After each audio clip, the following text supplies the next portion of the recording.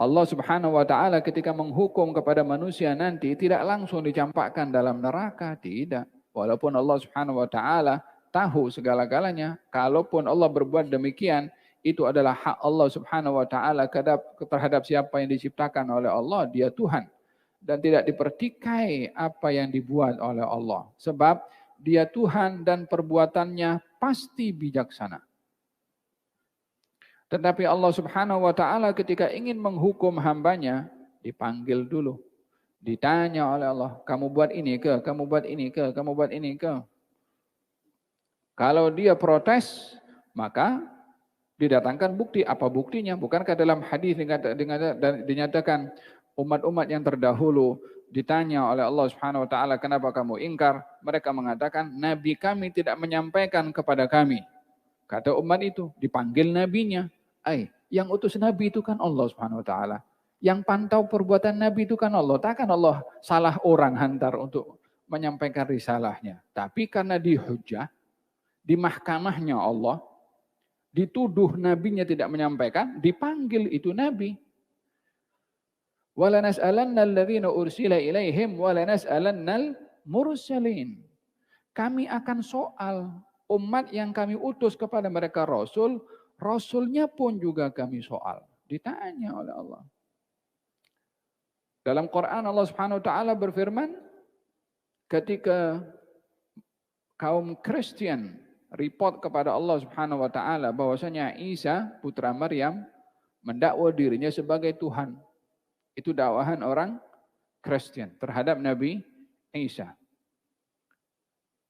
Dipanggil Nabi Isa oleh Allah Subhanahu wa taala, nanti di hari kiamat lah akan disoal. Soalannya sudah ada dalam Quran.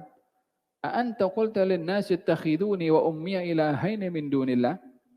Hai Isa putra Maryam, adakah kamu mengatakan kepada kaum kamu untuk menjadikan aku, yakni Nabi Isa, dan ibu aku Tuhan selain Allah? Adakah itu yang kamu kata kepada kaum kamu?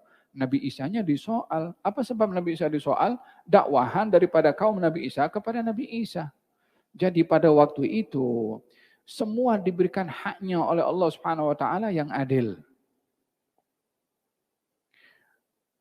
Bila mereka mengingkari apa yang dilakukan oleh mereka sendiri ketika ditanya oleh Allah Subhanahu wa taala, mulutnya ditutup oleh Allah, badannya bercakap. Tangannya bercakap, kakinya bercakap, semua bercakap. Nak mengingkari macam mana? Kalau zaman sekarang bukti boleh dilupuskan, bukti boleh ditipu, tapi di akhirat nanti mana boleh dihilangkan bukti.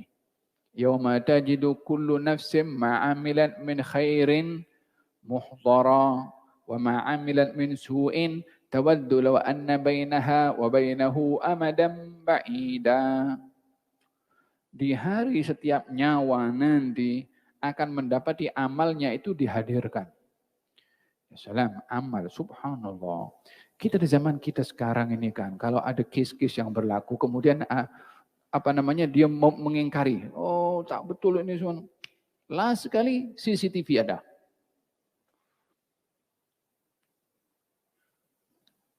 Itu ada mahkamah untuk traffic light itu kan. Kadang-kadang orang mengingkari, ini gambar nih.